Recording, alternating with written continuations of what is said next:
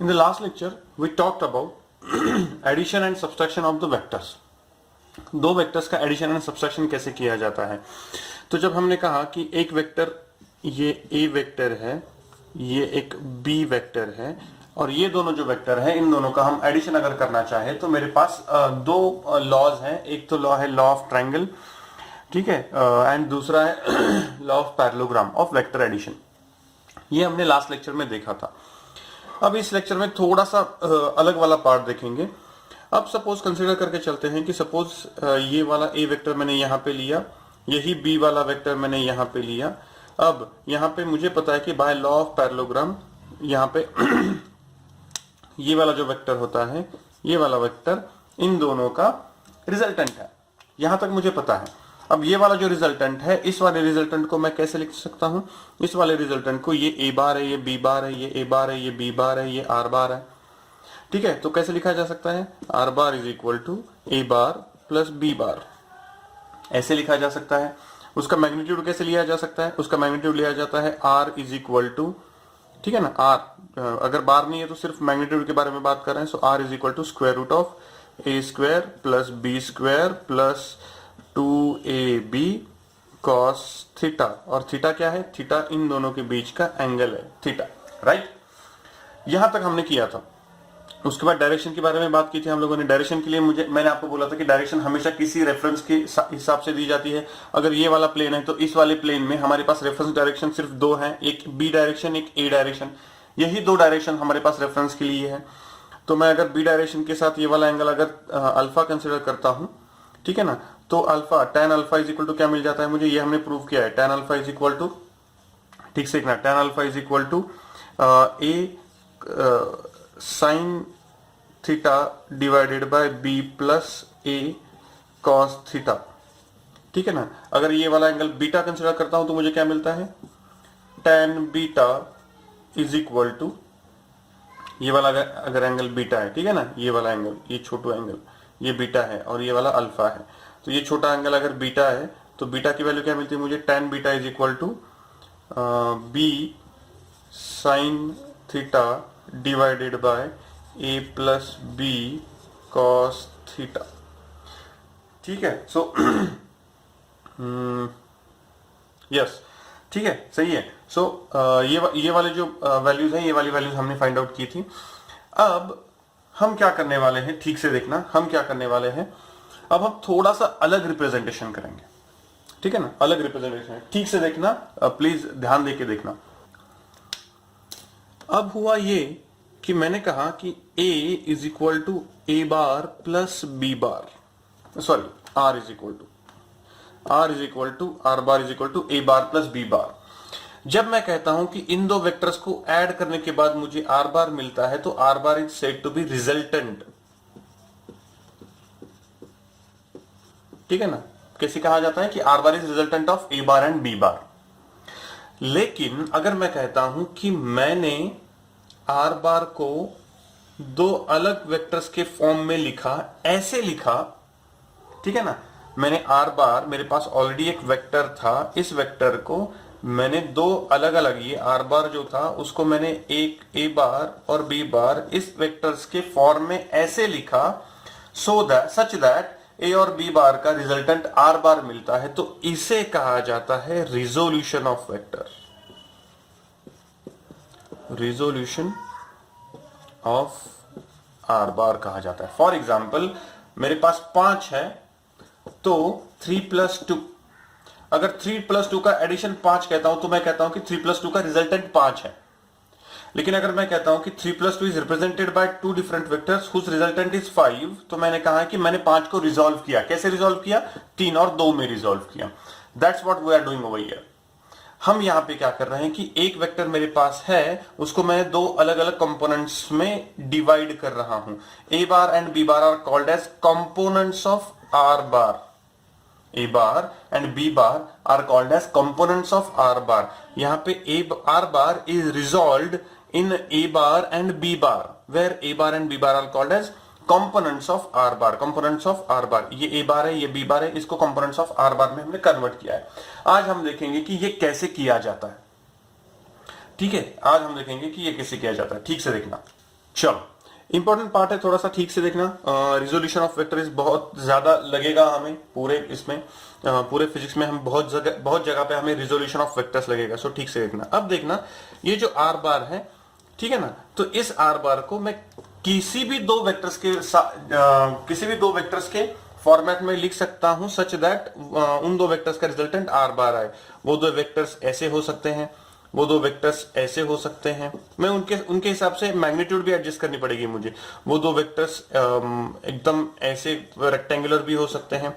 सो जैसे भी वो वेक्टर्स हो, मैं आर बार को जब रिप्रेजेंट करने की कोशिश कर रहा हूं, ठीक है ना, मैं जब आर बार को रिप्रेजेंट करने की कोशिश कर रहा हूं तो उन दो वेक्टर्स के फॉर्मेट में मैं रिप्रेजेंट करूंगा। कैसे भी किया जा सकता है उनको, लेकिन आपके सिलेबस में या फिर फॉर द कन्वीनियंस सबसे ज्यादा इजी होता है converting resolving a vector into two rectangular components. दो रेक्टेंगुलर कंपोनेंट्स में उसको रिजॉल्व करना इजी होता है, ठीक है ना, इजी होता है। और हमारे सिलेबस में हमें जितना लगेगा उसमें हमें सबसे ज्यादा यही करना है कि आर बार को हम रिजॉल्व कर रहे हैं दो अलग कंपोनेंट्स में, ठीक है, दो अलग कंपोनेंट्स में हम आर बार को रिजॉल्व कर रहे हैं। सपोज ये वाला जो कंपोनेंट है उसको ए बार कंसीडर करो, ये वाला कंपोनेंट है उसको बी बार कंसीडर करो। अब हमें देखना है कि ये A bar and B bar कैसे फाइंड आउट किया जाता है। ठीक से देखना, ए बार और बी बार कैसे फाइंड आउट किया जाता है। अब देखो यहां पे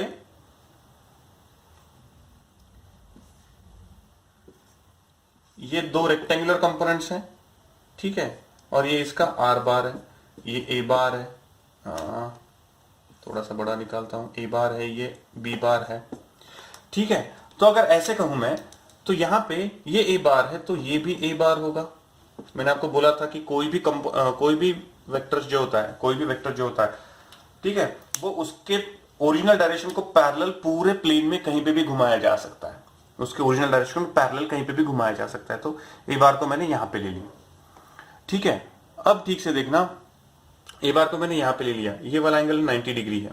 ये वाला जो एंगल है, इस वाले एंगल को हम कंसिडर करेंगे, सपोज अल्फा करें, ठीक है। तो इसको अल्फा कंसिडर करते हैं, क्योंकि हमारे पास पहले भी हमने देखा था कि दो का रिजल्टेंट जो होता है, दो का रिजल्टेंट अगर मैं अल्फा कंसिडर करूं, सॉरी, दो का रिजल्टेंट जो होता है उसका डायरेक्शन अगर मुझे फाइंड आउट करना है तो मुझे विथ रेफरेंस टू लेना पड़ता है। सो हम बस उल्टी प्रोसीजर से जा रहे हैं।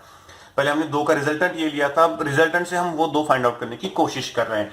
इन दोनों में एंगल 90 डिग्री है, because resolution of vector in two rectangular components is always beneficial and preferable, ठीक है। तो ये ए बार और बी बार दोनों एक दूसरे को परपेंडिकुलर है, आर बार को इन दो कंपोनेंट्स में मैं रिजोल्व कर रहा हूं, ठीक है। सो ये अल्फा मिला मुझे। ठीक से देखना, पहले मैं मैग्नीट्यूड फाइंड आउट करता हूं, उसके बाद डायरेक्शन के लिए जाएंगे।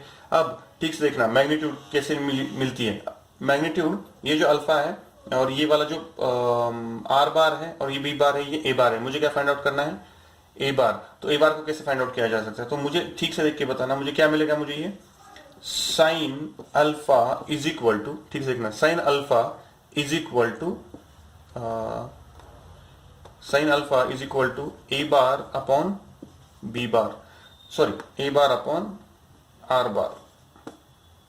सो A bar is equal to are bar sine alpha. वैसे ही B bar is equal to are bar cos alpha. खत्म, इतना ही है। यानी मुझे दो रेक्टेंगुलर कंपोनेंट्स मिल गए। पहला रेक्टेंगुलर कंपोनेंट मुझे ए बार मिला, दूसरा रेक्टेंगुलर कंपोनेंट बी बार मिला। ए बार की वैल्यू कितनी है, so A bar is equal to are bar sine alpha, B bar is R bar cos alpha. A bar and B bar are perpendicular to each other, ठीक है ना, perpendicular to each other. तो याद रखना, perpendicular component जब हम find out कर रहे होते हैं तो ये अल्फा एंगल किसके साथ पता है, बी बार के साथ पता है। तो जिसके साथ एंगल पता है वो होता है कॉस कंपोनेंट, और जिसके साथ एंगल नहीं पता है वो होता है साइन कंपोनेंट। रेक्टेंगुलर कंपोनेंट्स में आपको बस मैं हिंट दे रहा हूं कि कैसे याद रखना चाहिए, कैसे किया जाता है। वेनेवर जिसके साथ एंगल पता है that component is considered to be cos component, जिसके साथ पता नहीं है that component is considered to B sine component, ठीक है। Okay, so we represented a vector r bar into its two rectangular components. One component is a bar, second component is b bar. ठीक है, अगर ये वाला angle अगर alpha पकड़ता हूं मैं तो मुझे यहाँ पे इजीली मिल जाता है कि what is cos alpha. So मुझे डायरेक्टली ए बार की वैल्यू मिल जाती है, A bar is equal to are bar sine alpha and B bar is equal to क्या मिल जाता है मुझे, आर बार कॉस अल्फा। और एक चीज मिल जाती है मुझे आर की वैल्यू। व्हाट इज आर, आप ठीक से देखो, दोनों साइड का अगर मैं स्क्वायर करके ऐड करूं, दोनों साइड का अगर स्क्वायर करके ऐड करूं तो मुझे क्या मिलेगा, A square plus B square is equal to R sine theta, R bar sine theta whole square plus R bar cos theta whole square. ठीक है, सो यहाँ पे क्या मिलेगा मुझे, R bar square, R square common निकल जाएगा इन दोनों में से, और ब्रैकेट में क्या रहेगा, sine square theta plus cos square theta, तो आर स्क्वायर। तो यहाँ पे मुझे क्या मिल जाता है, ठीक से देखना, यहाँ पे मुझे मिल जाता है R is equal to square root of A square plus B square. ठीक है, A square plus B square, these are the values I am going to get, ये वाली वैल्यूज मुझे मिल जाती हैं। इसे कहा जाता है resolution of vector in 2D। 2D में रिजोल्यूशन ऑफ वेक्टर कहा जाता है। ठीक है, अब यहाँ पे बहुत बार हम जब रेक्टेंगुलर कंपोनेंट्स में उसको कन्वर्ट करते हैं तो आइडियली हम किसी भी रेक्टेंगुलर डायरेक्शन में उसको कन्वर्ट कर सकते हैं। यानी अगर मुझे ये वाला वेक्टर ऐसे है तो मैं ये वाले दो रेक्टेंगुलर कंपोनेंट्स भी ले सकता हूं, ये वाले दो रेक्टेंगुलर कंपोनेंट्स भी ले सकता हूं। ठीक है, ये वाले दो रेक्टेंगुलर कंपोनेंट्स भी ले सकता हूं, कोई भी कंपोनेंट्स ले सकता हूं, दो रेक्टेंगुलर कंपोनेंट्स ले सकता हूं। लेकिन आइडियली जब कभी भी हम नॉर्मल प्लेन के बारे में बात कर रहे हैं तो उसके जो दो रेक्टेंगुलर कंपोनेंट्स लिए जाते हैं उसमें से एक rectangular component always x direction में लिया जाता है और दूसरा rectangular component always y direction में लिया जाता है। ठीक है, ये याद रखना, कोई भी रेक्टेंगुलर कंपोनेंट चलेंगे, लेकिन फिर भी हम क्या करते हैं कि एक रेक्टेंगुलर कंपोनेंट एक्स डायरेक्शन में लेते हैं, दूसरा रेक्टेंगुलर कंपोनेंट वाई डायरेक्शन में लेते हैं। तो ये वाला जो रेक्टेंगुलर कंपोनेंट होता है, this always has the x direction, this always has the y direction. इसका मतलब मुझे डायरेक्टली ये वाला डायरेक्शन मिल जाता है। What is the direction of R bar, are बार की डायरेक्शन होती है, it is making an angle alpha with x axis, it is making an angle alpha with x axis. ठीक है, समझ में आ रही है बात। So angle alpha made with x axis, तो इसको क्या कहा जाता है, एक्स डायरेक्शन, ये वाली है वाई डायरेक्शन। तो यहां पे मैं इसको बी बार को क्या कैसे रिप्रेजेंट कर सकता हूं, बी इंटू जे कैप, और ए को कैसे रिप्रेजेंट किया जा सकता है, ए इंटू बी इंटू आई कैप, और ए को कैसे रिप्रेजेंट किया जा सकता है, बी ए इंटू जे कैप। ठीक है, वाई डायरेक्शन है ये वाई डायरेक्शन है, ये एक्स डायरेक्शन, एक्स डायरेक्शन का यूनिट वेक्टर कौन सा होता है, आई, वाई डायरेक्शन का यूनिट वेक्टर कौन सा होता है, जे। सो इसका मतलब ये है कि आर बार को मैं रिप्रेजेंट कर रहा था ए बार प्लस बी बार से, तो मैं इसको ऐसे रिप्रेजेंट कर सकता हूं, ए इंटू, ठीक से देखना, ए इंटू आई कैप प्लस बी इंटू ए इंटू जे कैप प्लस बी इंटू आई कैप। इसको ऐसे रिप्रेजेंट किया जा सकता है, यस एब्सोल्युटली, कोई प्रॉब्लम नहीं है, इसको ऐसे रिप्रेजेंट किया जा सकता है। This is called as resolution of vector. समझ में आ रही है बात, रिजोल्व किया हम लोगों ने। ठीक है, सो इस पे एक दो एग्जांपल्स ट्राई करेंगे, so will come to know कि यार एग्जैक्टली ये कैसे किया जाता है। Fine, okay.